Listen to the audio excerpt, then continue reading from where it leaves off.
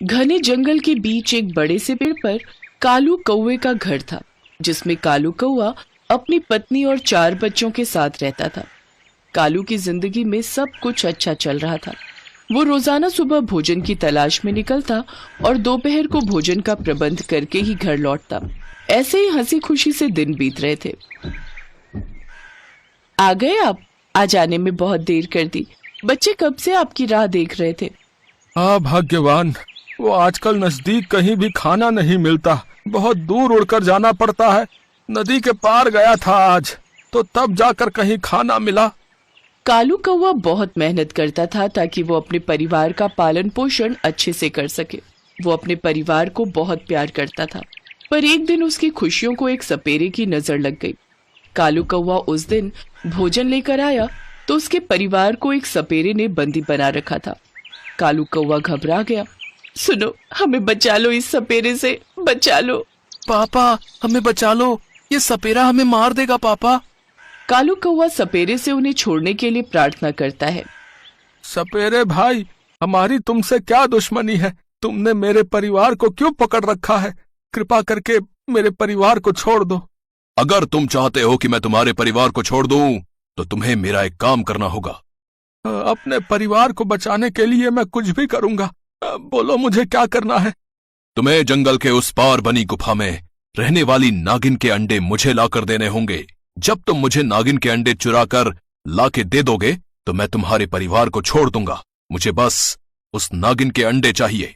पर तुम तो एक सपेरे हो, अंडे तो तुम भी प्राप्त कर सकते हो। इसके लिए तुम्हें मेरी क्यों जरूरत है? क्योंकि एक बार मैं एक नागिन के अंडे चुरा रहा था, उस नागिन ने मुझे देख लिया और मुझे श्राप दे दिया कि अगर मैंने अब की बार किसी और नागिन के अंडे चुराने की कोशिश की तो मैं जलकर भस्म हो जाऊंगा। इसी वजह से मैं अब नागिन के अंडे नहीं चुरा पाता। इस काम के लिए मुझे किसी की जरूरत थी और तुमसे बेहतर वो काम कोई नहीं कर सकता। अब ज्यादा सवाल मत करो। जितना जल्दी तुम मेरा काम करोगे, उतनी जल्दी तुम्हारे परिवार को तकलीफ से मुक्ति मिलेगी। हाँ हाँ, मैं अभी लेकर आता हूँ। तुम सब मेरा इंतजार करना। सपेरे भाई, मेरे परिवार को कोई नुकसान मत पहुँचाना। मैं अंडे लेकर अभी आया है। कालू कौवा तेज उड़ान भरता है ताकि वो जल्दी से गुफा में पहुंच सके।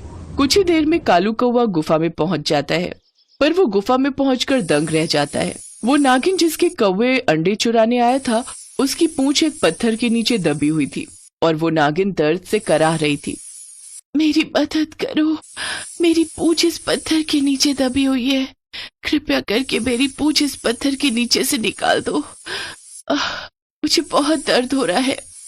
मेरे पास अच्छा मौका है। मैं आसानी से नागिन के अंडे चुरा सकता हूँ। ये मेरा कुछ नहीं बिगाड़ पाएगी क्योंकि ये खुद तकलीफ में है। हाँ हाँ, मैं जल्दी जल्दी सारे अंडे ले जाता हूँ। कालू जैसे ही अंडे चुराने लगता है, उसके मन में से एक आवाज आती है और वो अपना विचार बदल देता है। नहीं नहीं, मैं ऐसा नहीं कर सकता। मैं अपने परिवार की जान बचाने के लिए किसी दूसरे के परिवार को नहीं उजाड़ सकता। नहीं, मैं इस नागिन की मदद जरूर करूंगा। रुको, मैं तुम्हारी पूंछ अभी पत्थर के नीचे से निकाल देता हूँ। घबराओ नहीं। कालू स्वभाव का बहुत दयालु था।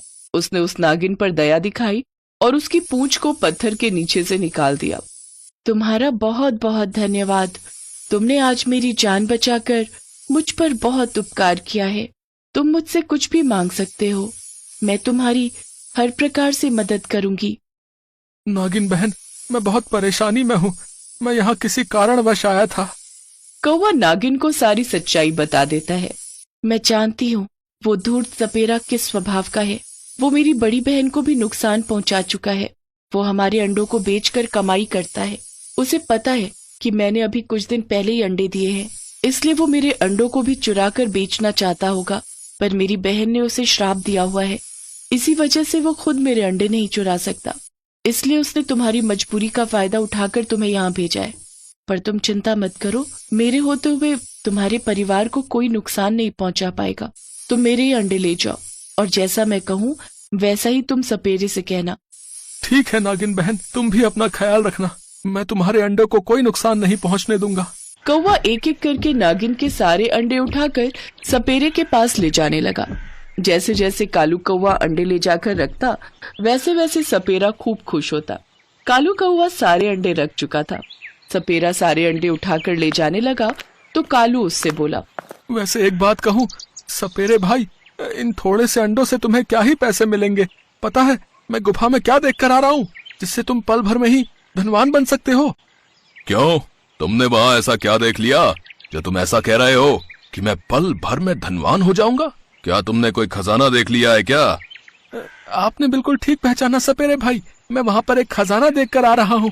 ढेरों सोने चांदी के सिक्के, हीरे जवाहरात, और आपके पास बहुत ही अच्छा मौका है। अब अंडे तो मैं ले ही आया हूँ, नागिन भी उस गुफा में नहीं है, लगता है कहीं शिकार की तलाश में गई है। आप जल्दी से वो सारा खजाना लेकर आ जाओ, फिर आपको उम्र भर कमाने की जरूरत नहीं पड़ेगी। कहीं ऐसा ना हो कि देर हो जाए और वो खजाना कोई और ले जाए। और सबसे बड़ी बात, नागिन के लौटने से पहले ही ये काम कर लो। हाँ, ये बात है, फिर तो मैं अभी सारा खजाना वहाँ से ले आता हूँ। अरे सपेरे भाई, अंडे तो लेते जाओ।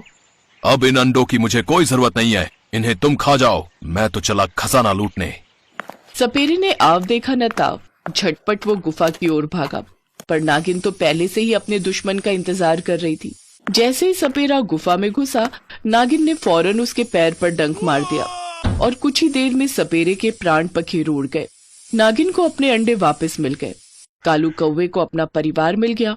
इस कहानी से हमें यही सीख मिलती है कि बुरे काम का बुरा ही नतीजा होता है। सपेरे को भी उसके पाप का दंड मिल गया।